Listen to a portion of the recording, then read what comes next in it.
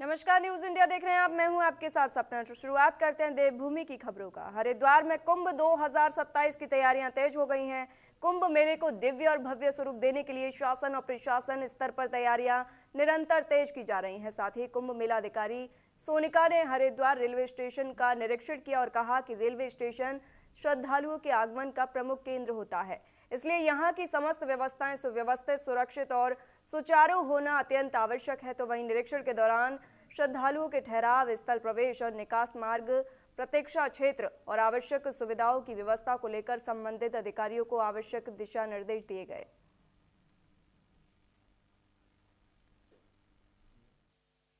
Railway station एक बहुत important part है हमारे कुंभ मेले का, और जितने भी श्रद्धालु आएंगे वो यहीं से आएंगे। तो यहाँ की व्यवस्थाएं देखने के लिए किस तरह से होल्डिंग एरिया बनेगा, किस तरह से एंट्री एग्जिट होगा, किस तरह से श्रद्धालु आएंगे और यहाँ पे क्या व्यवस्थाएं हैं, उनको देखने के लिए मैं आज यहाँ पे आई थी और उसी क्रम में आगे कार्रवाई की जाएगी जो भी ऑब्जर्वेशन। खबर देहरादून से है, जहां 2026-27 के आम बजट को लेकर सरकार तैयारी कर रही है और साथ ही मुख्यमंत्री पुष्कर सिंह धामी कुमाऊं और गढ़वाल दोनों मंडलों में आम लोगों से बजट को लेकर संवाद कर रहे हैं। तो वहीं बीजेपी प्रदेश प्रवक्ता कमलेश रमन ने जानकारी दी और बताया कि जिस तरह से सरकार आम लोगों की राय शुमारी के आधार पर बजट तैयार करेगी, जो उत्तराखंड के आम लोगों के हितों में होगा, उसके लिए सरकार बजट बनाएगी। धामी सरकार की प्राथमिकता रही है कि प्रदेश के विकास के लिए बजट बनाए।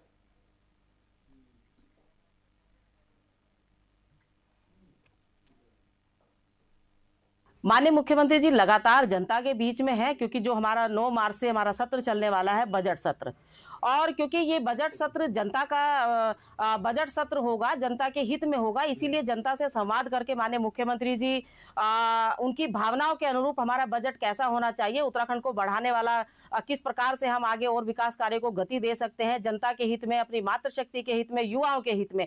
तो अभी कल ही माननीय मुख्यमंत्री जी ने कुमाऊं में जन संवाद किया है इस बजट को लेकर के, और अब गढ़वाल में पौड़ी में जन संवाद करेंगे, क्योंकि हमारा 9 मार्च को जब बजट पेश होगा तो कहीं ना कहीं इस प्रदेश के हित में, इस मातृशक्ति के हित में, इस प्रदेश के युवाओं के हित में, किसानों के हित में, हर वर्ग के हित में इस बजट को लाने का काम किया जाए। देहरादून में कांग्रेस के प्रदेश अध्यक्ष गणेश गोदियाल ने कानून व्यवस्था के मुद्दे पर सरकार को घेरते हुए बयान दिया और कहा कि यदि कांग्रेस सत्ता में होती तो विपक्ष की मांग पर खुलकर चर्चा कराई जाती, और कहा कि लॉ एंड ऑर्डर जैसे गंभीर विषय पर चर्चा करने में आखिर क्या आपत्ति है। अगर विपक्ष एक दिन की चर्चा की मांग करे तो हम 2 दिन चर्चा कराने को तैयार रहते। और गणेश गोदियाल ने आरोप लगाया कि जब विपक्ष लॉ एंड ऑर्डर पर चर्चा की मांग करता है तो सरकार अपने एजेंडे की बात कहकर इससे बचने की कोशिश करती है। अगर कांग्रेस कहेगी कि लॉ एंड ऑर्डर पर चर्चा करो तो क्या गलत है? उनको स्वीकार करना चाहिए।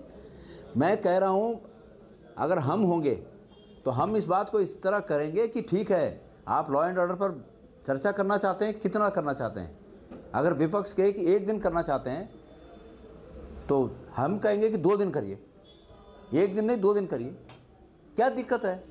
पर विपक्ष कहेगा कि हम लॉ एंड ऑर्डर पर चर्चा करना चाहते हैं, सरकार कहेगी कि नहीं हम नहीं करना चाहते हैं, हमारे एजेंडे पर करिए, तो ऐसा नहीं चलेगा ना। विपक्ष के भी एजेंडे को स्थान देना पड़ेगा।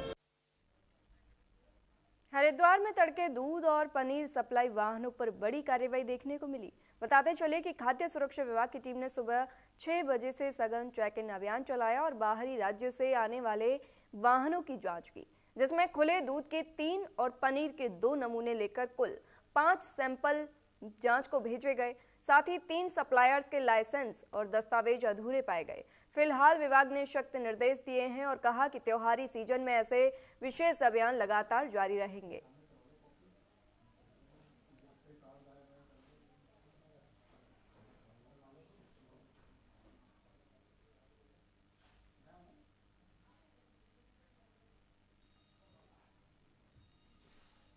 हरिद्वार में चलाए जा रहे सघन सत्यापन अभियान के दौरान पुलिस को बड़ी सफलता मिली है। बताते चलें कि कप्तान नवनीत सिंह के निर्देशन में पुलिस ने जन सेवा केंद्र की आड़ में फर्जी जन्म प्रमाण पत्र, आधार, पैन कार्ड सहित अन्य कूटरचित दस्तावेज बनाने वाले एक युवक को गिरफ्तार किया है।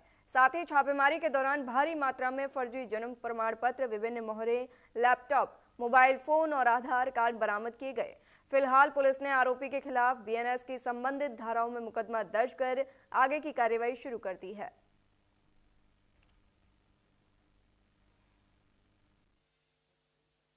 इसी क्रम में थाना कलियर क्षेत्र में एक होटल में एक शाहनवाज है, उसकी अरेस्टिंग हुई है। और ये शाहनवाज जो है यहाँ पे कलियर क्षेत्र में फर्जी जन्म प्रमाण पत्र और पैन कार्ड, आधार कार्ड ये सब बना रहा था।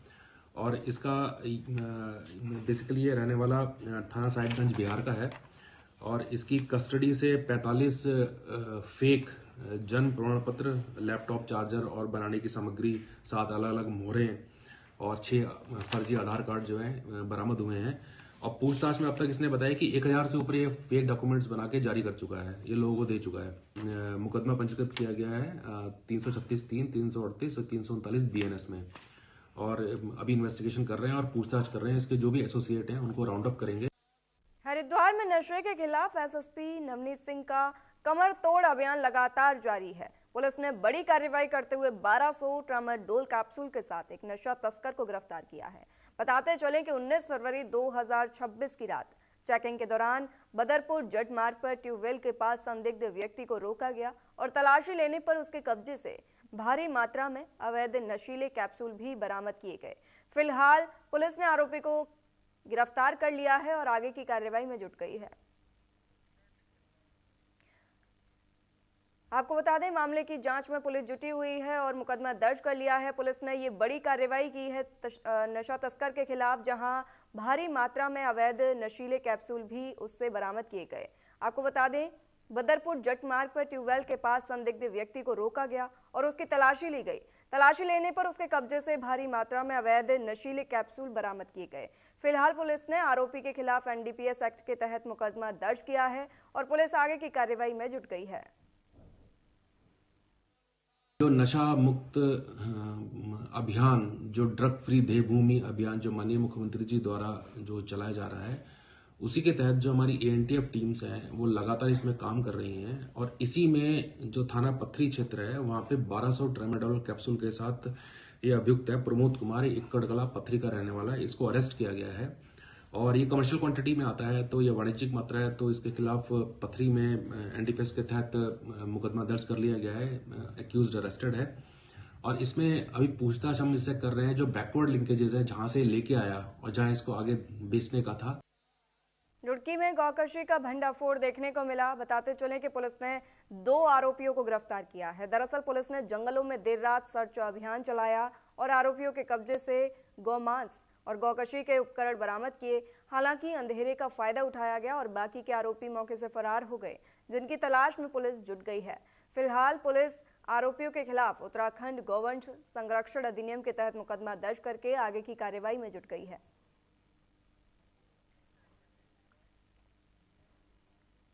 खबर रुड़की से है, जहां रुड़की में शादी की खुशियां उस वक्त मातम में बदल गईं जब एक परिवार भीषण सड़क हादसे का शिकार हो गया। पेट्रोल डिपो के पास अनियंत्रित कार सड़क किनारे गहरे गड्ढे में पलट गई, जिसमें एक की मौत हो गई और 5 लोग घायल हो गए। तो वहीं सूचना पर पहुंची पुलिस ने 108 एम्बुलेंस की मदद से घायलों को अस्पताल भिजवाया और पुलिस ने शव को पोस्टमार्टम के लिए भेजते हुए मामले की जांच शुरू कर दी है।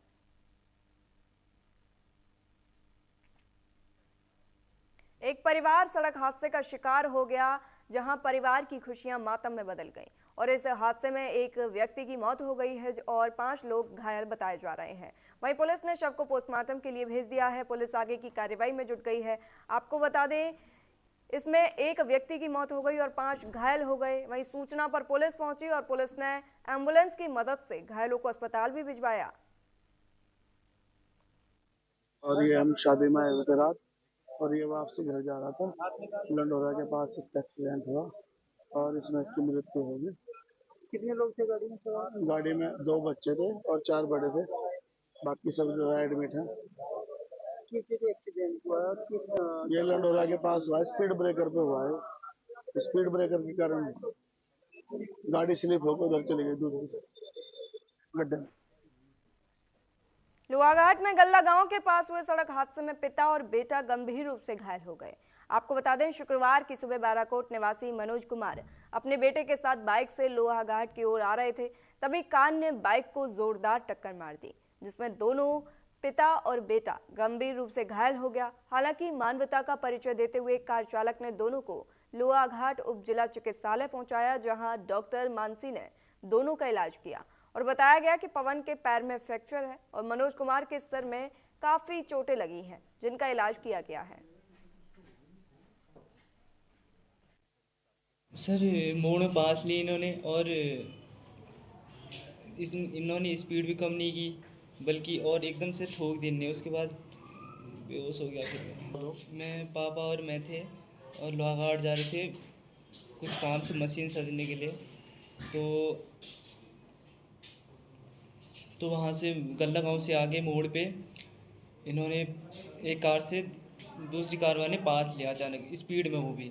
तो फिर मैं अपनी साइड ही था, तो इसने स्लो भी नहीं की, फिर मेरे को देख के भी और एकदम से ठोक दी। 2 लोग घायल हुए हैं और एक का तो पूरा ओपन फ्रैक्चर है, उसको अभी हमने स्प्रिंट लगा के ठीक कर दिया है और अभी हम रेफ़र कर रहे हैं ऑर्थो के लिए चंपावत डिस्ट्रिक्ट में। दूसरे वालों की हालत तब भी ठीक है। अभी ENT वालों को उनको भी दिखाना है, तो उनको भी रेफ़र कर रहे हैं चंपावत डिस्ट्रिक्ट। खतरे से बाहर हैं। खबर रुड़की से है, जहां भगवानपुर CHC के औचक निरीक्षण में खामियां मिली। CMO ने सफाई व्यवस्था संतोषजनक न मिलने पर गहरी नाराजगी जताई। तो वहीं मुख्य चिकित्सा अधिकारी डॉक्टर RK सिंह ने वार्ड और परिसर का निरीक्षण किया और अधीक्षक को कारण बताओ नोटिस जारी किया। वहीं जवाब तलब भी किया और समिति गठित कर कबाड़ निस्तारण और धनराशि राजकोष में जमा कराने के निर्देश भी दिए और ये भी कहा कि भविष्य में लापरवाही पर सख्त प्रशासनिक कार्रवाई की चेतावनी भी दी।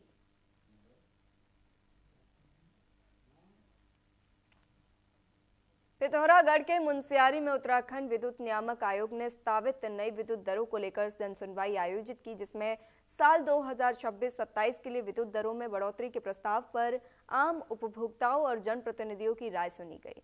तो वहीं मुनस्यारी में आयोजित इस जनसुनवाई में बड़ी संख्या में लोग शामिल हुए और अपने सुझाव आयोग के समक्ष में रखा।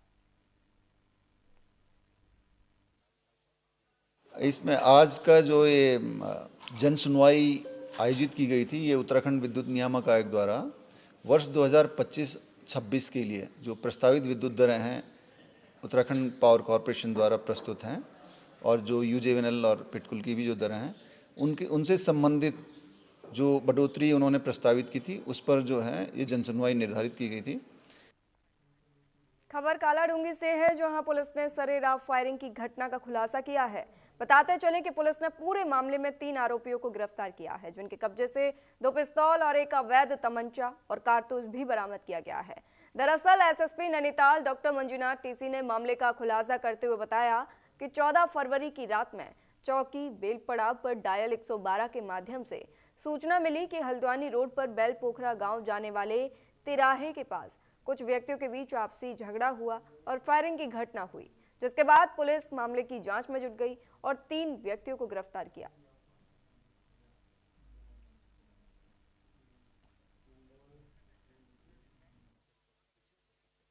माननीय मुख्यमंत्री महोदय का निर्देश रहता है कि फायरिंग और जो भी संगठित अपराध होते हैं उनका त्वरित अनावरण और सख्त कार्रवाई होना चाहिए। इसी क्रम में माननीय DGP महोदय और माननीय IG महोदय का निर्देश रहता है कि संगीन अपराधों का त्वरित अनावरण और सख्त कार्रवाई होना चाहिए।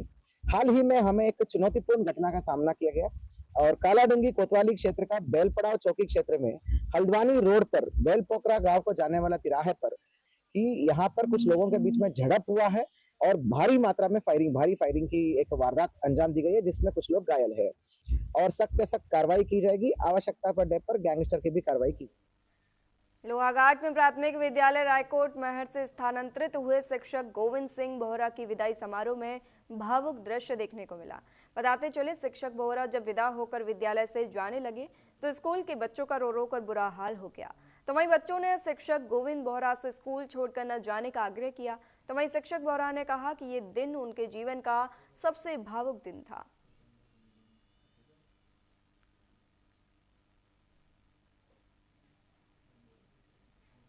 शिक्षक की विदाई पर बच्चे भावुक हो गए और बच्चों ने रो रो कर रुकने का शिक्षक से आग्रह किया। वहीं शिक्षक ने ये कहा कि उनकी जिंदगी का सबसे भावुक दिन ये रहा है।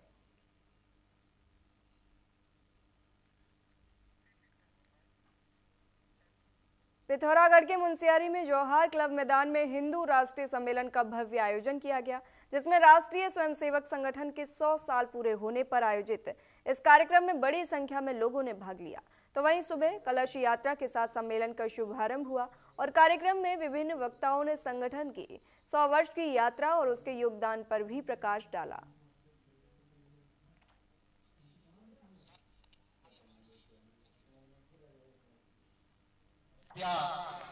महिला मंगल दल विमला को स्मृति में संघ के शताब्दी वर्ष के उपलक्ष्य में ही 2026 में अभी जब शुरू हुआ, 2025 में जब 100 वर्ष पूर्ण हुए, तो ये विविध संगठनों को अलग अलग कार्य दिए गए थे। तो अपने राष्ट्रीय स्वयंसेवक संघ की ओर से विराट हिंदू सम्मेलन किए जा रहे हैं। तो हिंदू सम्मेलन करके सबसे पहले तो हिंदुओं को एकत्र करना, उनमें अपने सत्य सनातन हिंदू धर्म की जो भाव है उसको तेजस्विता से पुनर्जागरण करना है। राष्ट्रीय स्वयंसेवक संघ के 100 वर्ष पूर्ण होने पर संपूर्ण देश भर में लगभग 1 लाख इसी प्रकार के सम्मेलनों का आयोजन किया जा रहा है। नई पीढ़ी पर अपने धर्म, संस्कृति, अपने महापुरुष, वेद, पुराण, शास्त्र, अपने धर्म ग्रंथ, अपने पूर्वजों के प्रति उनमें गौरव का भाव पैदा हो, आत्मसम्मान जागृत हो और समाज में जो नई पीढ़ी है वो अपनी संस्कृति को आत्मसात करे। बड़े हर्ष और गर्व की बात है कि जो अपनी संस्कृति, सभ्यता और परंपराओं को मुंशी जोहार ने आज तक पूरे देश के अंदर बचा करके रखा है, उस मंच पर मुझे आज बोलने का अवसर मिला है। और भारतीय संस्कृति, सभ्यता जो विश्व के लोग इस धरती पर आते हैं, वह पूरे देश के कोने कोने तक अपने हिंदुत्व की लहर यहाँ से जाएगी, ऐसी आशा मैं करता हूँ।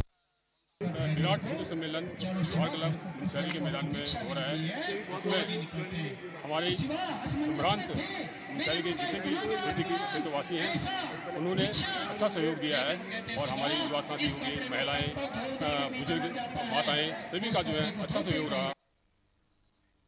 खबर अल्मोड़ा से है, जहां यूथ कांग्रेस के जेडआरओ मुकेश कुमार पहुंचे और यूथ कांग्रेस के संपन्न हुए चुनावों को लेकर प्रत्याशियों को आवश्यक दिशा निर्देश दिए। साथ ही जिलाध्यक्ष भूपेंद्र भोज ने बताया कि मार्च में यूथ कांग्रेस चुनाव के परिणाम आने की पूरी संभावनाएं हैं। नैनीताल के बौद्ध मठ में लौसर का ये जश्न शुरू हुआ, जहां पर्व के चलते तिब्बती और भोटिया मार्केट बंद रही। हम यहाँ पे आज तिब्बतन न्यू ईयर मनाया जा रहा है और तिब्बतन न्यू ईयर को लोसर बोलते हैं। हम यहाँ पे आज सभी तिब्बती समुदाय एकत्रित होकर लोसर मना रहे हैं और 18 तारीख को ये शुरू हुआ था। 3 दिन का आयोजन होता है यूजुअली। तो 18, 19, 20 आज 20 है, तो 3rd डे है। फर्स्ट डे में हम लोग ज़्यादातर अपने घरों में मनाते हैं और गोम्पा जो हमारा मोनेस्ट्री है वहाँ पे एकत्रित होते हैं, पूजा करते हैं। इस साल जो हमारा तिब्बती लोसर जो है वो 3 दिन पूर्व स्टार्ट हो गया था, तो आज तीसरा दिन है। तीसरा दिन जो है हम सामूहिक पूजा करते हैं मठ में, सब लोग एकत्रित होकर। यहाँ पर जो पूजा होता है वो खास तौर पे पूरे विश्व शांति के लिए, विश्व में भाईचारा रहे और धर्म के बीच में सद्भावना बढ़े करके इस तरह से हम पूजा पाठ कर, और जो जंग और युद्ध चल रहे होते हैं वो उसमें एक समापन आ जाए करके।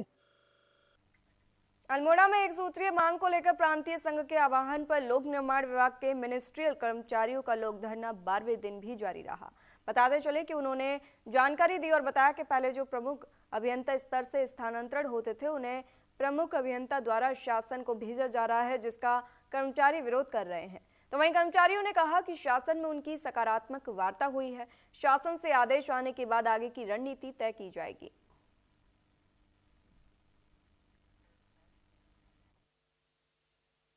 मैं नरेंद्र कुमार, जेडआरओ उत्तराखंड युवा कांग्रेस इलेक्शन की तरफ से यहाँ पर आया हूँ। पहले भी हमने यहाँ पर एक मीटिंग करी थी, जब हम उम्मीदवारों का नॉमिनेशन ले रहे थे, कैंडिडेट्स का, उसके बारे में मैंने सबको बताया था।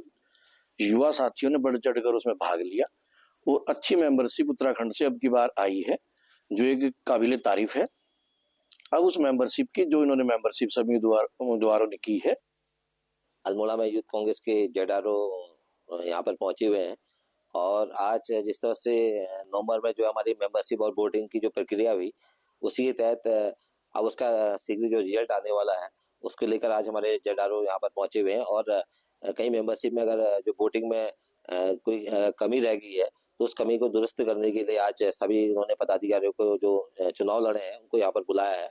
और निश्चित रूप से जो है इसका रिजल्ट मार्च में जो है इसका रिजल्ट आने की संभावना है। वेरीनाग में लंबे समय से हो रही अवैध शराब की बिक्री के खिलाफ महिलाएं सड़कों पर उतर आई हैं। आपको बताते चले, जिला पंचायत सदस्य विमला देवी के नेतृत्व में पांखू क्षेत्र के दर्जनों गांव की महिलाएं एकत्रित हुईं और जुलूस निकालकर अवैध शराब को बंद करने की मांग की। और बताया गया कि अवैध शराब बंद करने की मांग को लेकर पहले भी कई बार आबकारी विभाग और पुलिस प्रशासन को अवैध शराब पर रोक लगाने की मांग की जा चुकी है, लेकिन उसके बाद भी पांखू कस्बे सहित गांव-गांव में शराब पहुंचाई जा रही है, जिससे पूरा क्षेत्र नशे में डूबता हुआ जा रहा है। महिलाओं ने कहा कि यदि अवैध शराब को बेचने वालों को नहीं पकड़ा गया, अब महिलाएं खुद पकड़कर उसे सजा देंगी। आज पाखू में हमने पीड़ित महिलाओं ने एक अवैध शराब बिक्री के में एक छोटा सा जुलूस निकाला और कानूनी तौर पर इसमें जल्दी से जल्दी कार्रवाई नहीं की गई तो हम आगे भी आंदोलन उठाएंगे। महिला सशक्ति के द्वारा निकाला गया था पूरी पुंगराव घाटी में, और हमने एक संकेत दिया लोगों को जो अवैध शराब को बेच रहे हैं या फिर कोई भी नशे को बेचते हैं और उसका सेवन करते हैं। हमने एक नींव रखी या फिर हम समाज को ये बताना चाह रहे हैं इस नींव के द्वारा, इस संकेत के द्वारा कि जो नशा है कहीं ना कहीं हमारे जीवन को नष्ट कर रहा है। अल्मोड़ा में एक सूत्रीय मांग को लेकर प्रांतीय संघ के आह्वान पर लोक निर्माण विभाग के मिनिस्ट्रियल कर्मचारियों का लोक धरना 12वें दिन भी जारी रहा। बताते चलें कि उन्होंने जानकारी दी और बताया कि पहले जो प्रमुख अभियंता स्तर से स्थानांतरण होते थे उन्हें प्रमुख अभियंता द्वारा शासन को भेजा जा रहा है, जिसका कर्मचारी विरोध कर रहे हैं। तो वहीं कर्मचारियों ने कहा कि शासन में उनकी सकारात्मक वार्ता हुई है, शासन से आदेश आने के बाद आगे की रणनीति तय की जाएगी।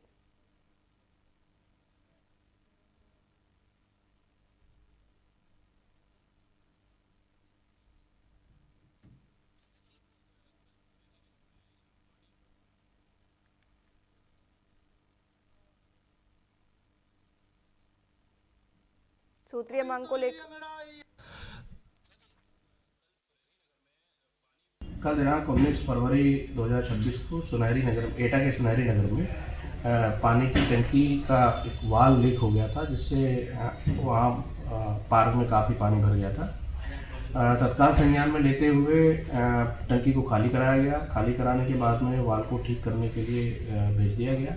हमारी मैकेनिकल टीम उस पर काम कर रही है और वाल्व ठीक हो गया है। अभी टंकी दोबारा शुरू हो जाएगी। अपनी एक सूत्री मांग जो हमारी है पारस्परिक स्थानांतरण, उसको लेके आज 12वें दिन भी कार्य बहिष्कार पे हैं। हमारी 18 तारीख को सचिवालय घेराव रैली हुई थी, उसमें हमारा सफल वार्ता हुई है। हमें उम्मीद है कि आज कार्मिक विभाग से आदेश जारी हो जाएगा और हमारा जो शाम को प्रांतीय कार्यकारिणी का जो डिसीजन होगा उसके बारे में अलग से आपको बताया जाएगा।